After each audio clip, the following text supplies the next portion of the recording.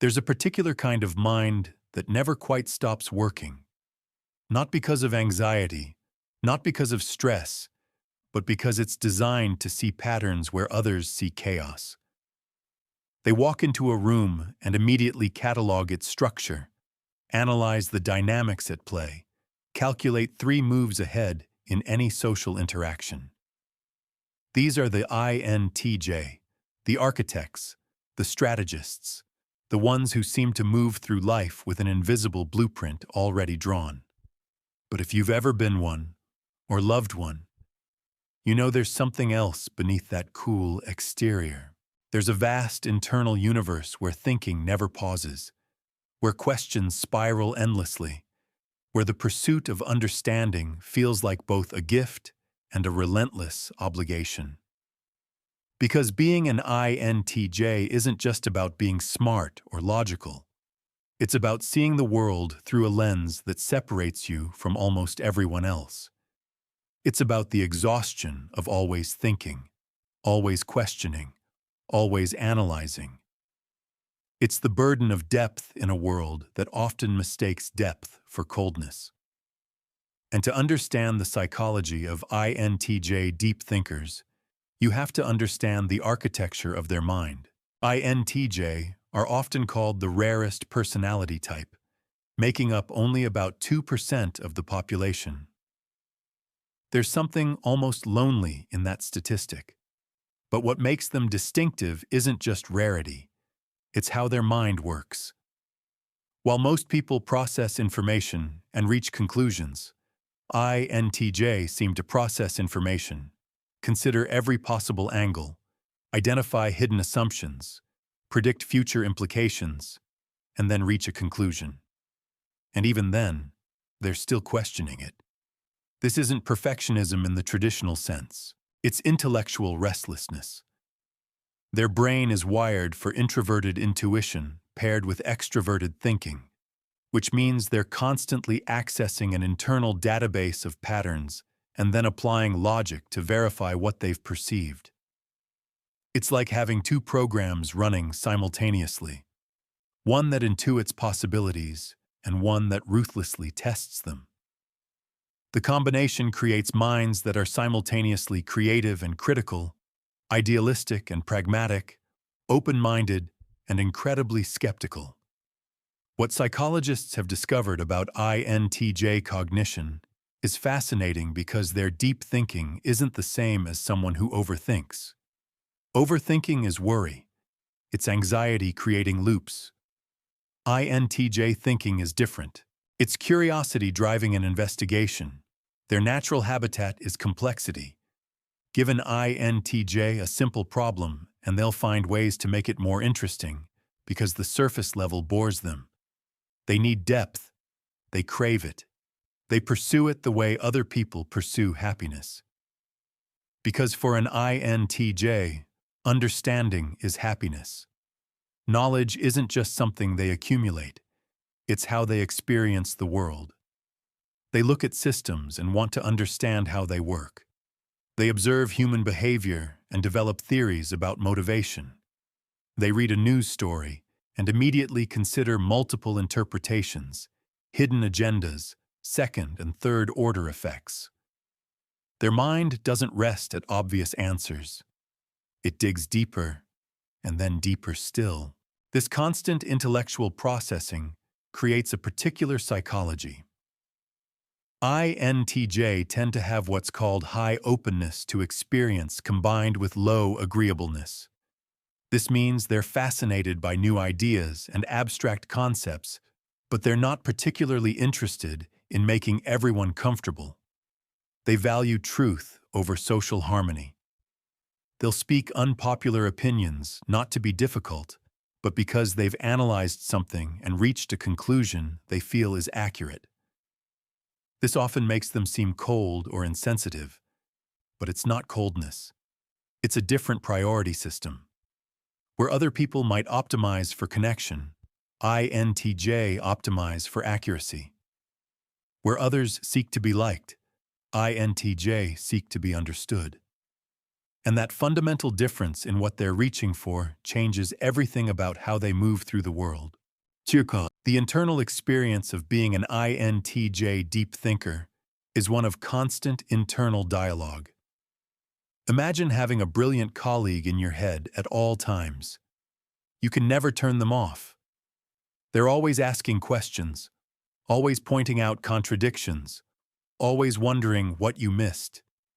Some INTJ describe it as exhausting. Others describe it as the only way they know how to be alive. Because silence, real silence without thought, feels unnatural to them. Even in meditation, their mind is mapping the nature of meditation. Even in rest, they're thinking about rest. There's a term in psychology called metacognition, thinking about thinking, and INTJ exist in a state of constant metacognition. They're always aware of their own thought process, questioning it, refining it, wondering if they're approaching something correctly. This makes them extraordinarily self-aware in some ways and completely blind in others. They can analyze their own psychology with surgical precision, but sometimes miss obvious emotional cues from the people around them because they were too deep in their own analysis. One fascinating aspect of INTJ psychology is their relationship with memory and pattern recognition. They have what's called prospective cognition, which means they're naturally oriented toward the future. While others remember the past, INTJ are modeling the future. They're running simulations. When they have an experience, they're not just recording it. They're abstracting it. They're asking what this means for future scenarios. This is why INTJ often seem detached from the present moment. They're not actually present.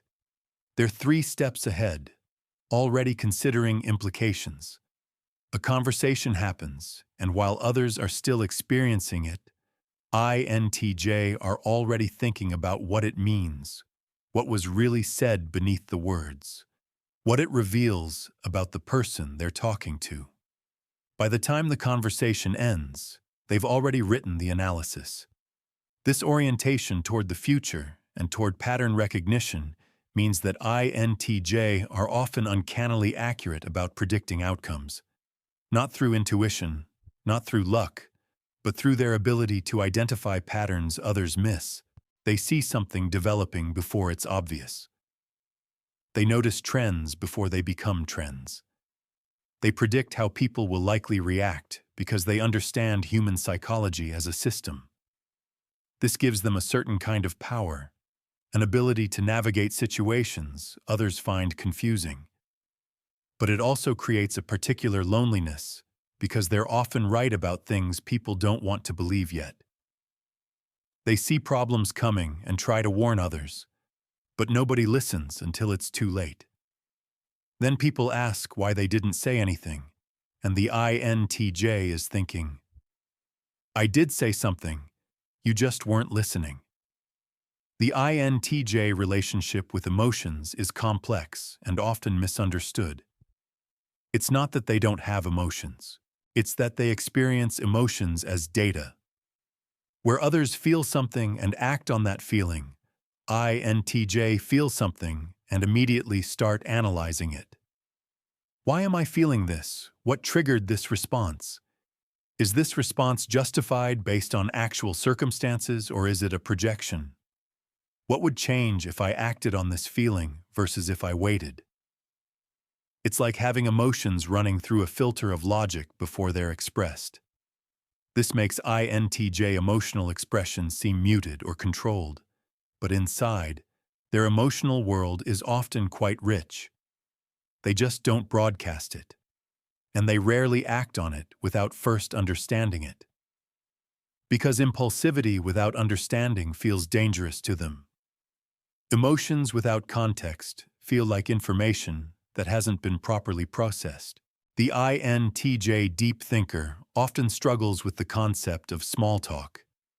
To them, small talk is a meaningless ritual that wastes time and cognitive resources.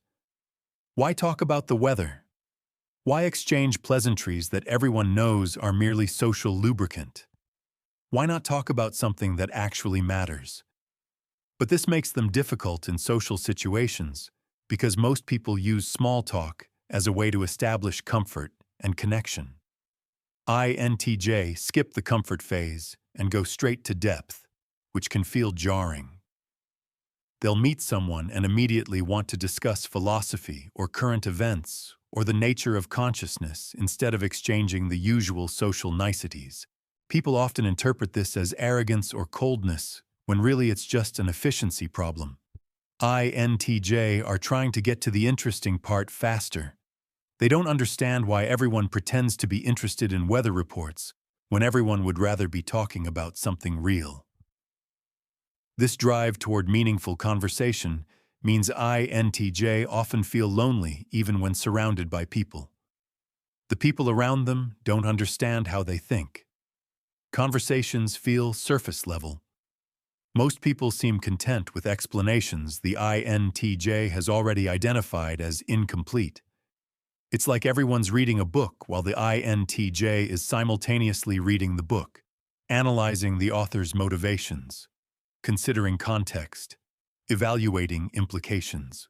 By the time everyone else finishes the chapter, the INTJ is already in Volume 2 of analysis. This creates particular loneliness because the very depth that makes INTJ interesting also isolates them. INTJ often develop what researchers call a high need for autonomy. This isn't just a preference for independence, though it is that. It's a psychological requirement. They need to understand systems completely so they can navigate them, and that requires freedom to analyze and experiment. When someone tries to impose rules or systems that the INTJ hasn't had time to evaluate, it creates resistance. It feels arbitrary.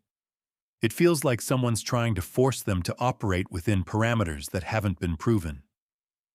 This is why INTJ often struggle in traditional educational systems and hierarchical organizations. They're being asked to follow rules before they've been permitted to understand why those rules exist. To an INTJ, that's unjust. Rules that make sense, they'll follow.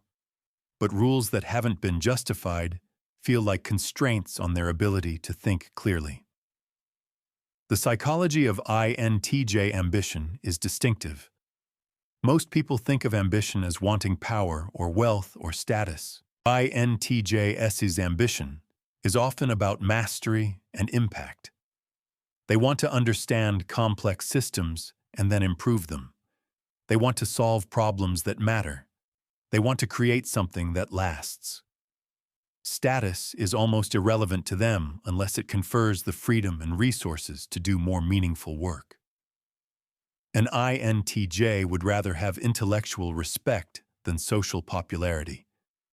They'd rather be right about something important than wrong about something superficial. This makes them particularly drawn to fields where depth and complexity matter.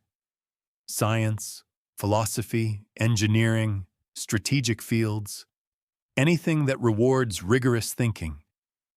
But it also means they often seem driven in ways that confuse people who are optimizing for different things. One challenge specific to INTJ deep thinkers is what might be called the tyranny of possibility. Because they can envision so many different futures, they sometimes struggle with decision-making. It's not indecision born from uncertainty. It's analysis paralysis born from too many possibilities. They see the paths so clearly, they're sometimes frozen by the number available.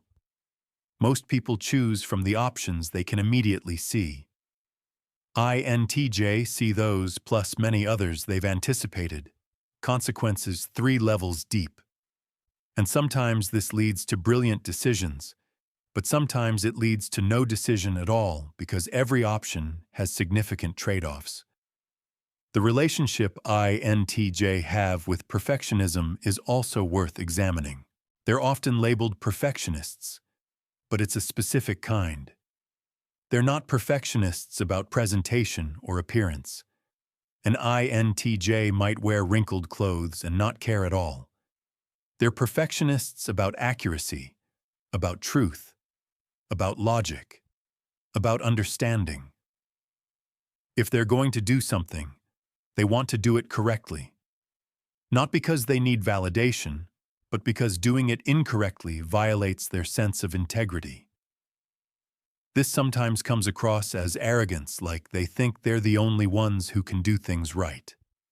But what they're actually experiencing is intense internal discomfort when things are done incorrectly. They see the error, and it bothers them. Not because they're judging others, but because they're distressed by the error itself. INTJ have a particular relationship with criticism. Most people find criticism hurtful. INTJ find thoughtless praise unbearable. If criticism is logically sound, they'll respect it. If praise isn't grounded in accomplishment, they'll dismiss it. This makes them seem ungrateful when someone tries building them up and they point out logical flaws. It feels like rejection, but to the INTJ, it's honesty. They prefer accurate assessment over false reassurance and want people to see them clearly, not through politeness. This need for authentic feedback sometimes isolates them from conventional relationships. Many INTJ deep thinkers develop philosophical pessimism, a realistic assessment that the world is more complicated and tragic than most acknowledge. They see how systems perpetuate dysfunction and people harm each other without awareness. They see limitations in human rationality and how easily people accept faulty logic. Some become cynical, others develop tragic wisdom, the ability to love and work and create meaning knowing how fragile everything is. They work tirelessly on projects knowing they'll fail or be misunderstood, invest in people knowing loss is inevitable, not from masochism, but because understanding futility doesn't make things less worth doing. The INTJ capacity for compartmentalization is remarkable. They can be deeply emotional about one thing while clinical about another, care intensely while objective, love their work while recognizing it falls short, maintain hope while seeing probable failure. This seems inconsistent, but it's sophisticated cognition. Holding contradictions in tension, feeling and thinking simultaneously, being cynical and hopeful at once. It's exhausting but powerful. INTJ often have intense creative capacity that goes unrecognized because their creativity is directed towards solving problems rather than artistic expression. They can envision things that don't exist yet and create entirely new systems. Their creativity is abstract and strategic, which sometimes seems less creative than conventional forms.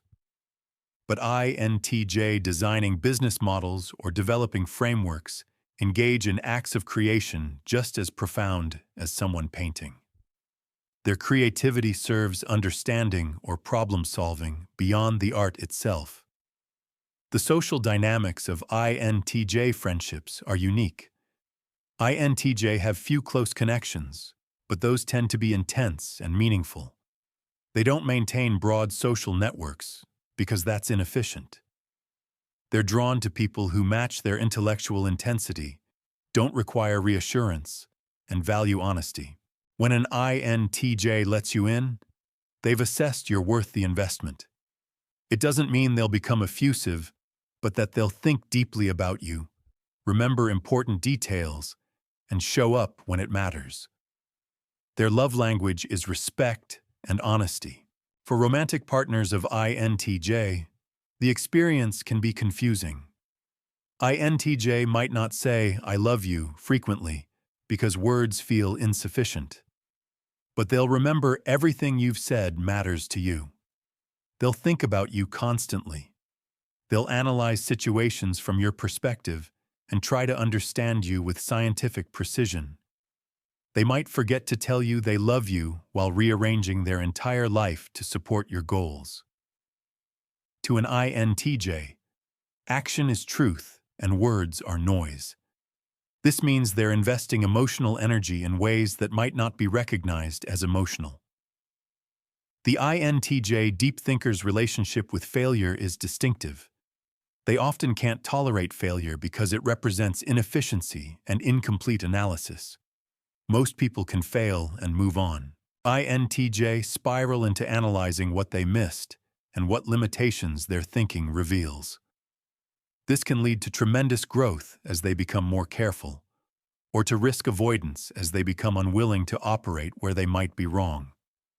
Many INTJ develop the Cassandra complex, named after the prophet cursed to be right, but never believed. INTJ often see problems developing before they're obvious, but struggle to convince others to take warnings seriously.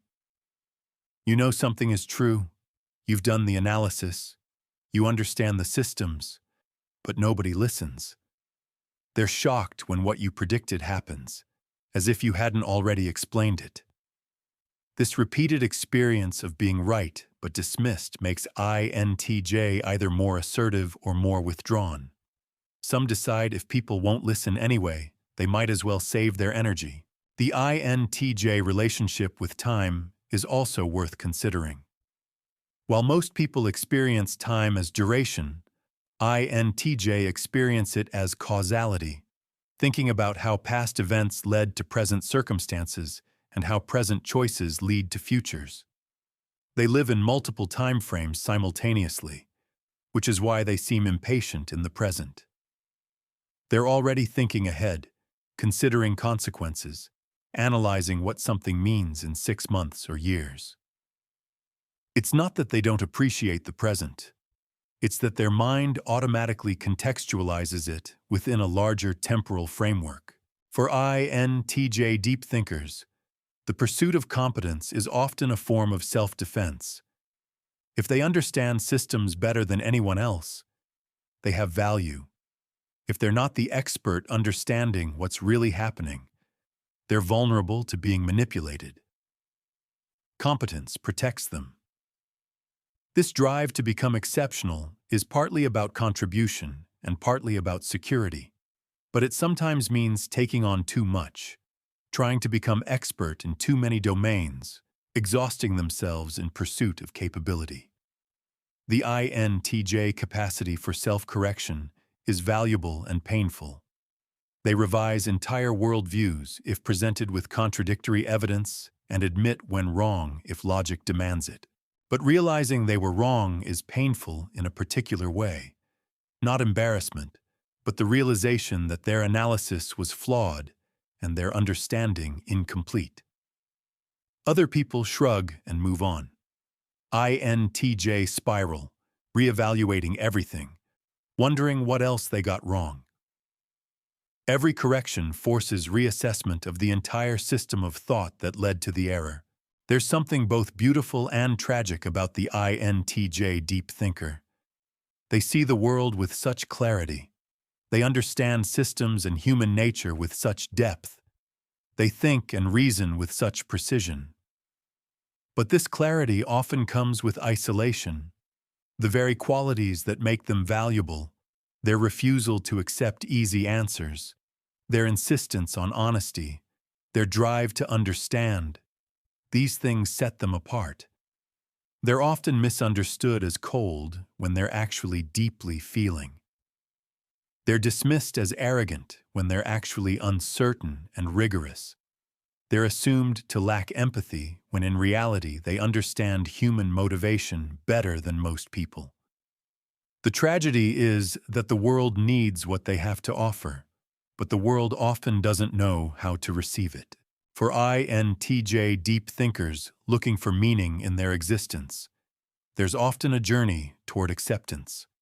Accepting that they won't think like everyone else. Accepting that their mind never rests. Accepting that their honesty will sometimes alienate people. Accepting that their depth isn't a flaw, it's who they are. Some INTJ spend years trying to fit into a world designed for average minds, and then finally realize that their job isn't to fit in.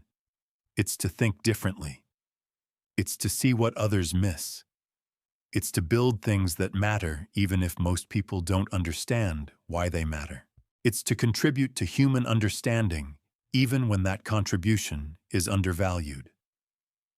Because in the end, the INTJ deep thinker's greatest gift might be this: willingness to think clearly even when it reveals uncomfortable truths, the courage to follow logic wherever it leads, the persistence to understand systems until they can improve them, the ability to see depth in complexity and find meaning in understanding. That's the psychology of the INTJ deep thinker. Not broken, not cold, not incomplete. Just different, just rare, just necessary.